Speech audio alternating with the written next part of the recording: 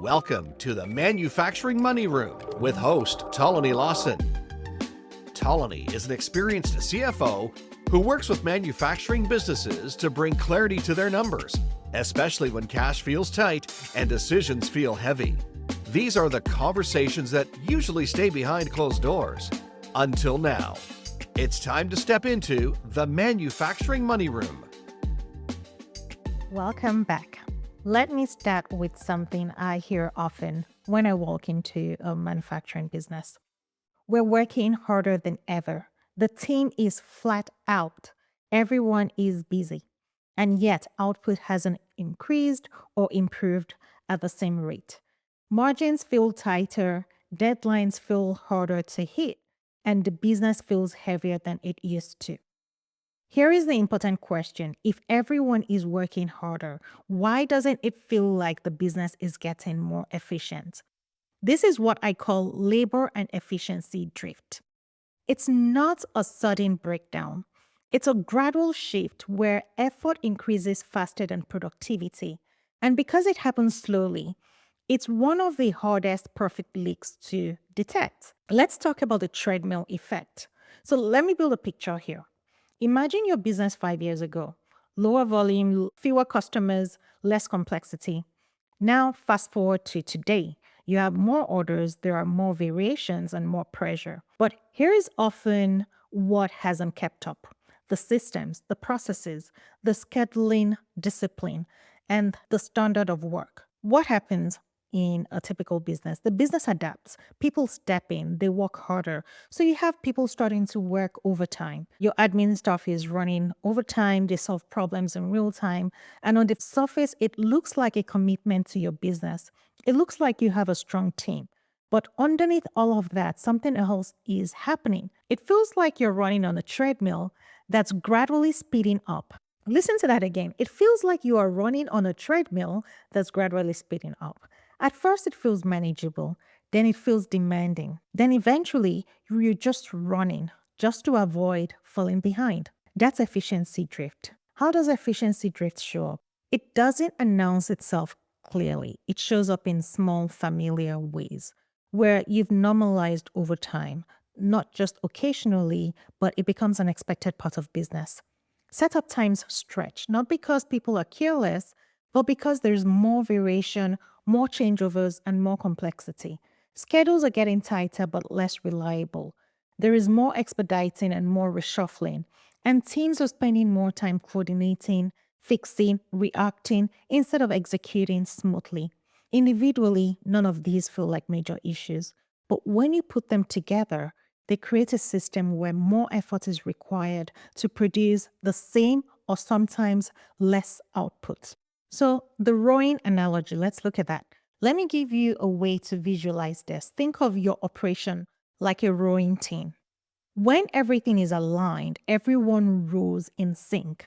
The boat moves smoothly. Energy translates directly into speed. Now imagine where your timing is slightly off. Some people are adjusting mid-stroke while others are compensating. The team is still working hard, or even maybe harder than before, but the boat doesn't seem to move as efficiently because some energy is lost. Some effort cancels out the other effort. And that's what efficiency drifts looks like.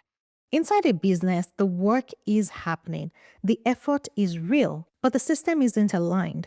So productivity suffers. Why does this happen? This is really important for us to understand. Efficiency drift is not a people problem. It's a system problem. It happens when volume increases, but processes don't evolve. Complexity will increase in your business, but the scheduling system stays the same. Demand is growing, but the capacity planning doesn't keep up. So this gap gets filled with the only way it can, the human effort.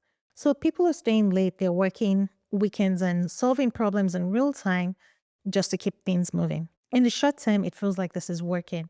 But over time, that effort becomes the system. That is where your margin starts to erode. Because labor cost isn't just hours, it's how effectively those hours translate into outputs. Just like pricing, there's a visibility challenge here. Most businesses track total labor hours or total output. but they don't always see where time is actually going. And this is where you're looking at your value added versus non value added. How much time is spent waiting, adjusting, and reworking? So the assumption becomes we just need more capacity, when the reality might be we're not using the capacity that we already have efficiently. And without that visibility, it's easy to solve the wrong problem. So, what does strong operational efficiency look like? Strong operational efficiency does not mean people are working flat out, it means the system is working smoothly. It looks like clear, repeatable processes, predictable setup times, and schedules that are realistic and stable. It means that problems are reduced, not just managed. Variation is controlled, not just absorbed. And importantly, effort and output move together. When effort increases, output should increase proportionately. So that's the opposite of the drift. If you want to test for efficiency drift, start with something simple. Look at your labor trends over time. Is overtime increasing? And if it is output increasing at the same rate? Then let's go one level deeper. Pick a few recent jobs or production run and ask those questions again. Did they take longer than expected? Where did the extra time go? And was it predictable or reactive? Did you know in advance that you were going to spend all that extra time? And then ask the most important question. Are we solving the problems repeatedly? Because repetition is a signal. It tells you that the system hasn't been adapted. If you're using the manufacturing profit leak diagnostic, turn to the labor and efficiency section and let's walk through the section together. You're going to look at overtime reliance, setup and changeover consistency, workflow interruption, scheduling stability, and remember that you're not looking for perfections. What we want to see are patterns. Where does work feel harder than it should? And where does effort feel disconnected from the outputs? That's where efficiency drift is happening. Efficiency drift is one of those very deceptive profit leaks because it hides behind effort. Your team looks busy, committed, engaged, but if the system isn't supporting them, that effort becomes expensive and over time, it erodes margin quietly. But even if you address pricing and improve operational efficiency, there's another place where profits can still get trapped. Not in how you price and not in how you work, but in how cash moves through the business. In the next episode, we'll look at inventory and purchasing, where working capital expands quietly, and where profitable businesses can still feel cash constrained. Before you go, take a moment and look at your operation today.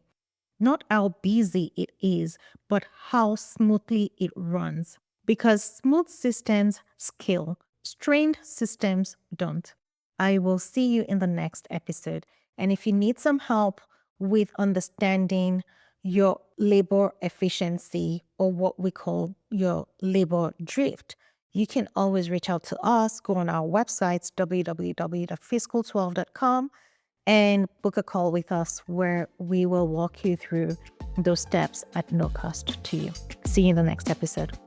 Thanks for spending time in the Manufacturing Money Room. If this episode gave you something to think about, let us know. Drop Tolani a voice note or leave a comment or a review. And hey, if you like what you heard, share it with your friends. If you didn't like what you heard, share it with your enemies. You'll find the links in the show notes to connect with Tolani, and if you want to watch the episode on YouTube, that's there as well.